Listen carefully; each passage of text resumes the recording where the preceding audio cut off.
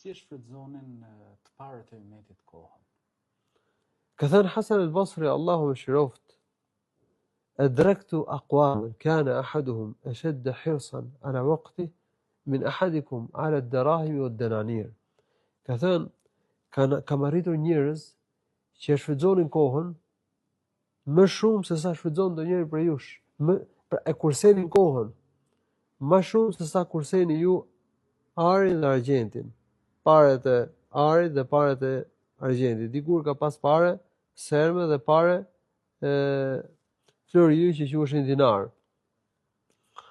Pra njerëzit i kursenin këto, udhimseshin. Thot un kam arritur njerëz, thot Hasan al-Basri, ka qenë tabiin, ka thënë që e kursenin kohën më shumë se sa kurseni ju arin dhe argjentin. Ju dhimbse koha. Ja dinin vlerën kohës. E shfrytëzonin shumë kohën. Ndaj ata nuk lejojnë që të ikte koha kot. Kujdeseshin që të falin rregullisht namazin me xhamat në xhami dhe të kapin tekbirin fillestar. Se kështu shfrytëzohet koha. Të mësonin Kur'an, të bënin dhikr, ta mbushin kohën me vepra të mira, të ishin në shërbim familjes, në shërbim të jetës, për përmirësimin e jetës, për siguruar mjetet e jetesës, për fituar rrezikun. Pra, njerëz që merreshin vetëm me vepra të dobishme, me punë të mira, edhe kur shplodheshin. Edhe kur shplodheshin për të rahatuar, gjumi me niyetën që të rahatohen. Ushqimi dhe pija jo thjesht domethënë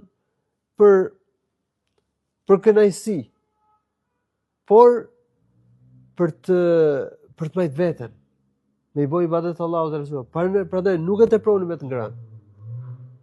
Hanin për të mbajtur. Ushqeshin shëndetshëm.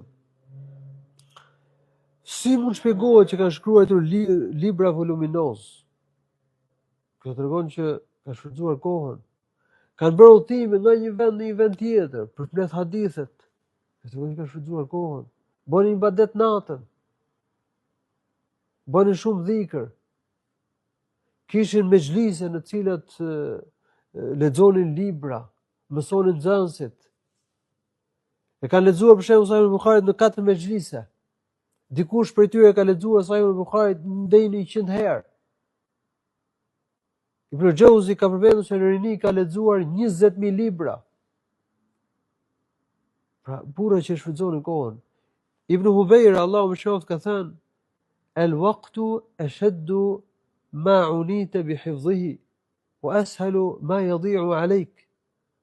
Ka thënë koha është gjëja më e shtrenjtë, anfasu ma unita bihifdhihi. Është gjëja më e shtrenjtë që mund ta ruash. Dhe është gjëja që të kalon në kollaj. Gjëja më e shtrenjtë është koha. Ta ruajmë kohën. Dhe gjëja që u kalon njerëzve më shpejt dhe më kollaj është koha. Pse vlerëson kohën? Si a di vlerën kohës? Kalojnë momentet, kalojnë orët, kalojnë ditët, kalojnë javët, kalojnë muajt, po ja afron njeriu vdekja, e megjithatë që duhet shfrytzuar koha, nuk e çon në problem.